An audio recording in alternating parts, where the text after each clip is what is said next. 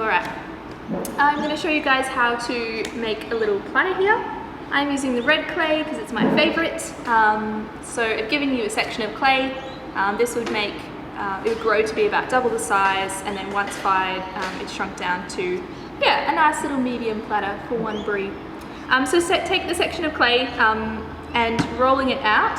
The trick really in the platters is having a good slab. So we don't want it too thin that it's going to warp and crack when it dries or is fired. But we don't want it too thick that it's super heavy to carry and it's just an ugly platter.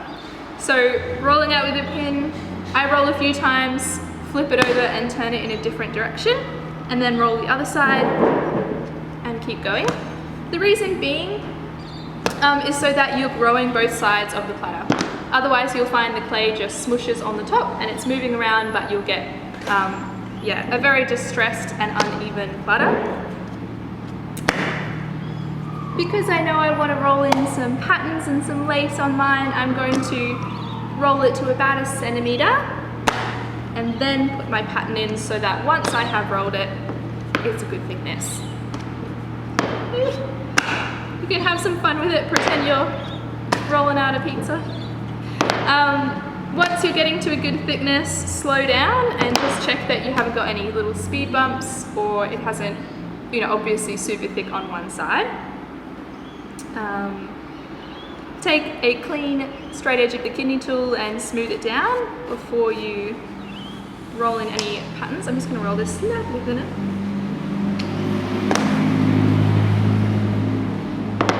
You'll find you'll just get so distracted with the rolling pin that maybe you've rolled too much. We don't want to, once you've got a platter that's too thin, we're not going to fold that up and roll it again. It'll be full of air bubbles. So if you're in the studio, just grab us. We'll have a laugh, we'll make something else out of that and grab you another piece. But it is really important that you don't go too thin with your platters. Wonderful. So I haven't overworked the clay, but I have rolled it to a good thickness. And I want to put just a little bit of lace on the corner. And just rolling it in as deeply as possible so that once it's glazed, you're actually going to see that pattern and it's not too faint. Taking it off, and you can see the imprint there. There's a few different ways to edge the platter. Maybe you just wanted it to be straight and natural, then just keep it flat, that's so fine. For this one, I'm going to show you how to pinch the side.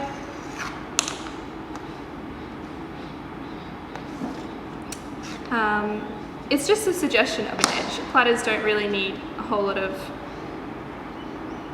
quartering unless you're putting like hectic amounts of bickies on there. Then just a suggestion of an edge is really sweet. And there's no joins in that, so there's not a high risk of that falling off. So I would just pinch the sides up slightly with my fingers and smooth them down.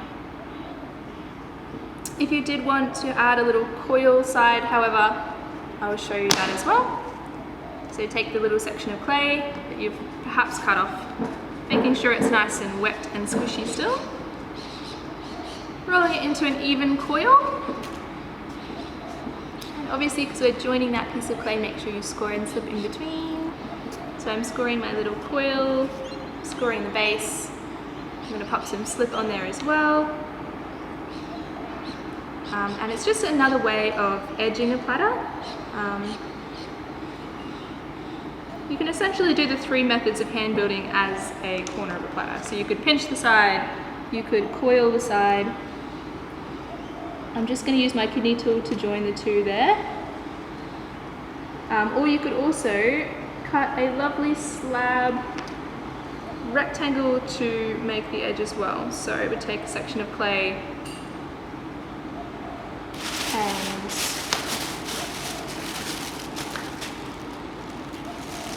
all I would need to do is roll it out to the same thickness of the platter and just trim out a little rectangle.